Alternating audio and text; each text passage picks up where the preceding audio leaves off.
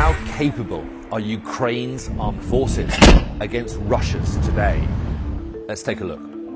Ukraine has about 200,000 military personnel across its forces. That's large, but tiny when compared to Russia, which has around 900,000 regular military personnel.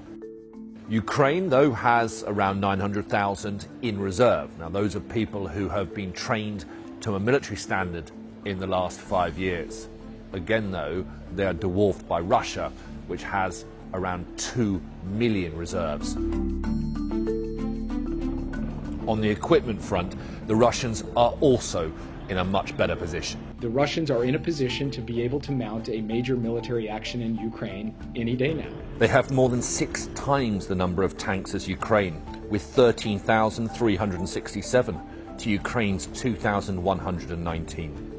They have also almost 7 times the number of armoured vehicles as the Ukrainians, with 19,783 versus Ukraine's 2,870. And they have more than 3 times the amount of artillery. Those are large weapons like howitzers, cannons, mortars, many of them operated by crews. In the air, again, it is a similar story. Russia has more than 10 times the number of helicopters and fast jets. The Ukrainians do have over 400 surface-to-air missile launchers that could target aircraft, although this is still only a tenth of the number possessed by Russia.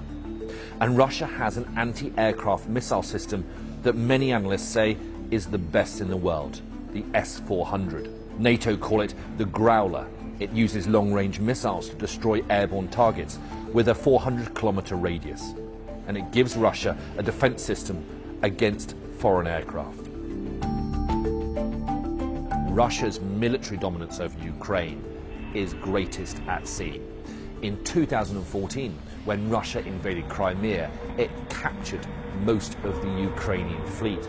And so Russia now has 74 warships and 51 submarines. And it has experience using them in conflict. Russian warships have launched cruise missiles from the Caspian Sea against Islamic State targets in Syria. Hybrid warfare is something that Russia has mastered in recent years and would almost certainly be a factor in any conflict with Ukraine. So cyber attacks, for example, targeting Ukraine's national infrastructure.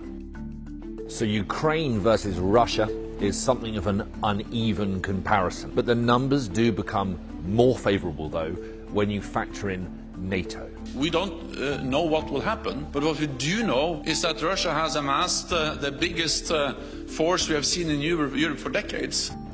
NATO has said that it will not send in ground troops to defend Ukraine because Ukraine is not a member of NATO. Instead, they are giving assistance at arm's length. But there are around 3.5 million military personnel if you add up all of the NATO member states together.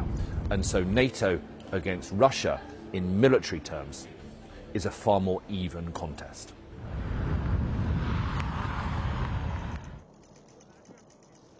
Навчання, допомагати нам, тобто розказувати, ми будемо